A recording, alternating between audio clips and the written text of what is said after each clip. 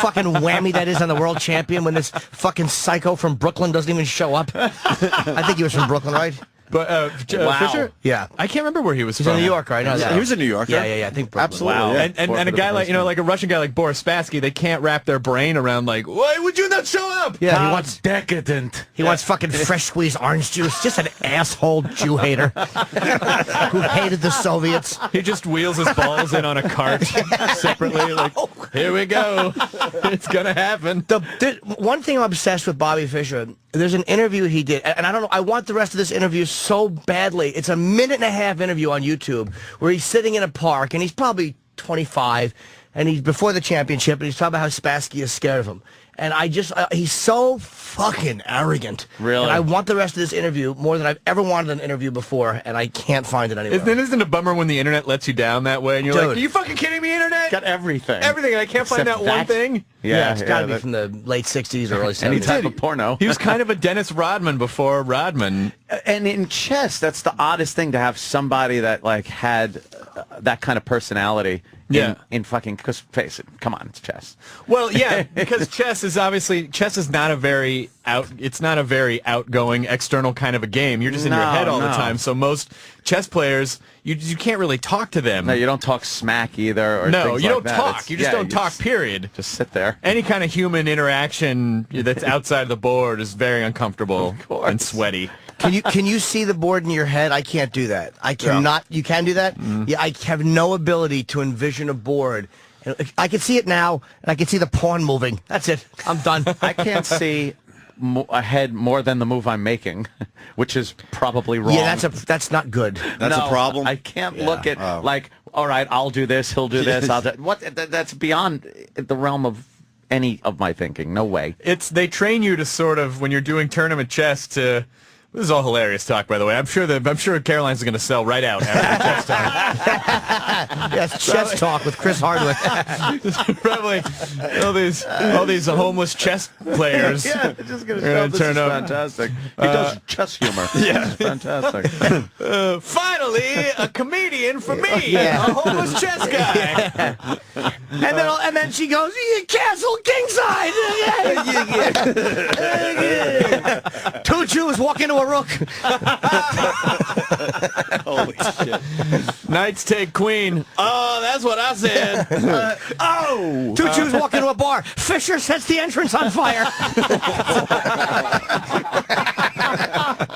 Did he lose his fucking mind? Yeah. Holy mackerel. Not a lot of endorsement opportunities after that. No. I don't know if there are really a lot of chess endorsement opportunities anyway. I think most of the professional chess players are Russian, and they probably work for the state, and they live in a big house. You know what he called Kasparov? Weinstein the Jew. That's what he called fucking Garry Kasparov, who I think his mother's name was Weinstein, and he would not call him that Russian name. He referred to him as Weinstein the Jew and said he cheated. That's how he won. What a kook. Yeah. Which also makes that movie, Searching for Bobby Fischer, so funny because it's such a charming movie, and it portrayed Bobby Fischer as this like misunderstood outcast. He was really pretty crazy. And then fucking boy, did Fisher not like that movie. He goes, and they fucking took my name, and I didn't get a fucking dime from that movie. Oh, he's the greatest. He never saw it, of course. He'd shit in Josh Waitskin's face. He hated everything.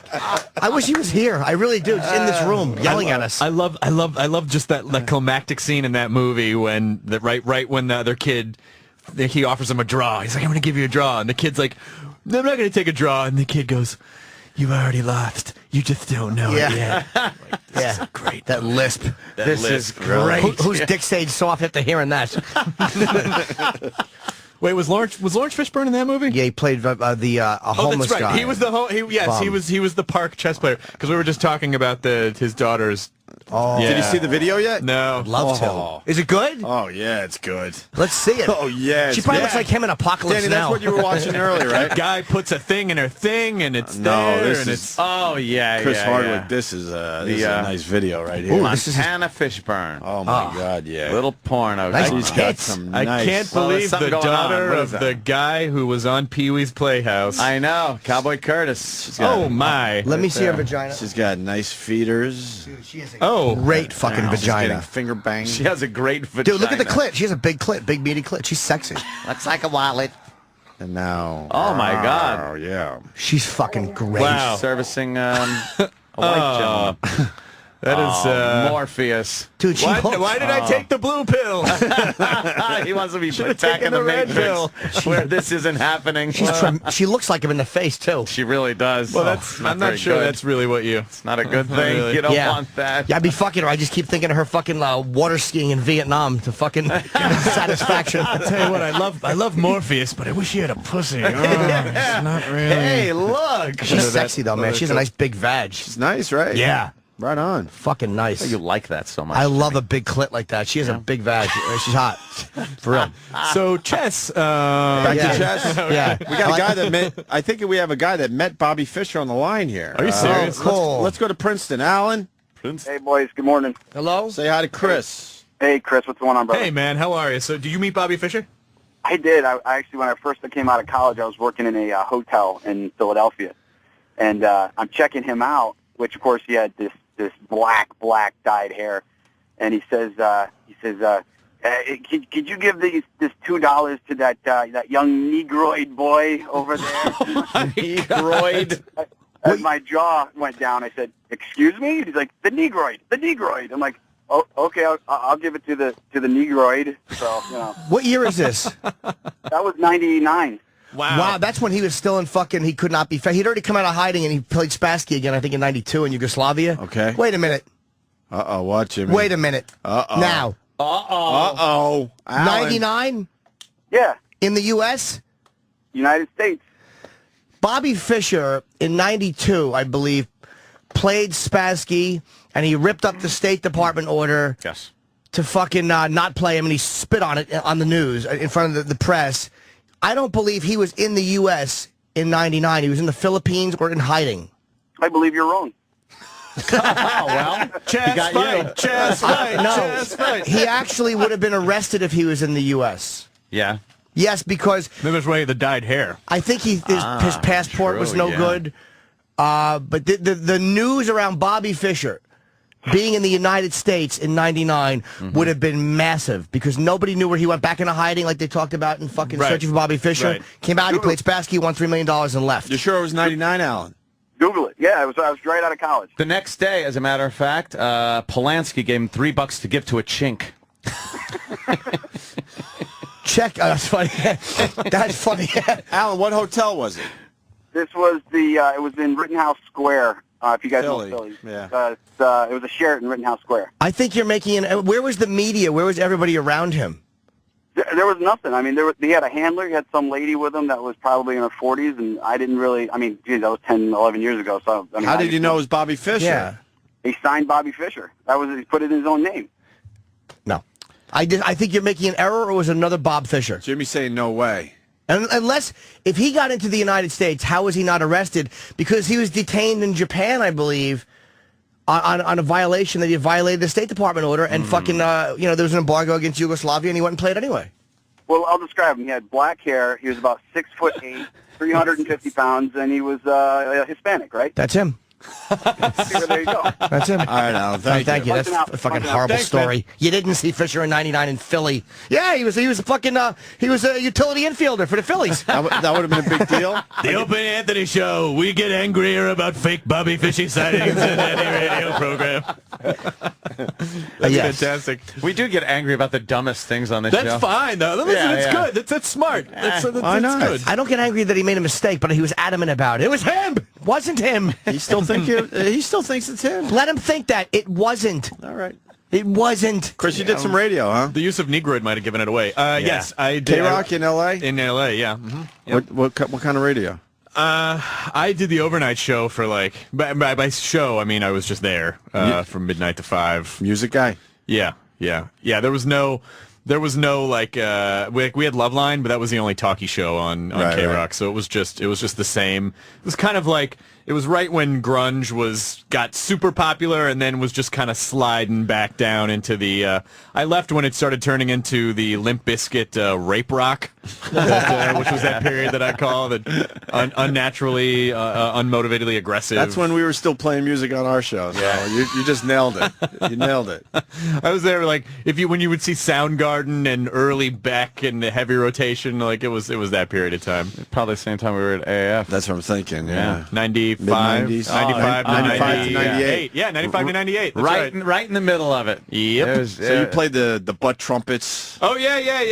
Ugly. A great time. Well, the butt trumpet, we could never really play because you'd have to bleep, like that band Butt Trumpet, where it's like hell, damn shit, fuck, hell, damn shit, shit for brain, asshole, like every other word. Oh, I think we had the edited version. I remember that. The worst thing that I ever tried to play was something by the Frogs, which was a fantastic weird band. Yeah, little cursing going on. A lot of cursing. Those are always we always got the edited version or something. I was listening to Lightning Crashes the other day. It popped on Lithium, and it's like, God, remember Dave Douglas cut the whole fucking beginning of that song off because he didn't like the placenta falls to the floor line. Yeah. It's like he cut the whole front of the song off and started on the next line. It's like, why would you do something like that? Boy, Live was a great fucking band. They were huge. I love that band. They were huge. When I worked at MTV, they just had kind of popped. And I interviewed them for the Video Music Awards in '95. Damn. And they were epic. Yeah, you did a lot for MTV. Singled Out with Jenny McCarthy. That's right. That's right. You don't regret that, do you? No, not at all. Okay. It's funny because That was a big hit for you. I've noticed that there has been a fundamental shift in my career because people have stopped asking me if I had sex with Jenny McCarthy, and now it's turned into Olivia Munn. Yeah, That must mean I've been around for a long time based on who they've asked me if I've slept with. Is Olivia cool? She's great. Yeah, she's great. Yep. Have you ever had her on? You've never had her on the show? No, I think we should. She's cool. She's cool. You'd like her. Yeah. So how was Ozzy when you interviewed him? He was great. We love Ozzy. Yeah, Ozzy is funny, man. I didn't know what to expect, and I wasn't sure. I mean, because when Funny you guy, have man. people in, you don't know if they're going to talk. Right. Yeah. And he had wonderful stories, and he was engaging and sweet and very grateful to A, be alive, and then B, have a career. And he's, just listening to him talk about how he was influenced by the Beatles and just the kind of music that he wanted to do when he was growing up. I loved him. How was he influenced by the Beatles? That's so confusing. All those British guys worship him, Lemmy. They all worship the Beatles, man. All the Sabbath. It all started with the Beatles. Yep. 50 years ago today, by the way. What happened?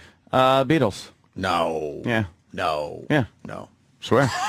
Things get a little ugly here, Chris. Oh, guys, come on. Take it down a notch. It's Beatles okay. fight. It's okay. Beatles fight. Yeah, 50 years ago.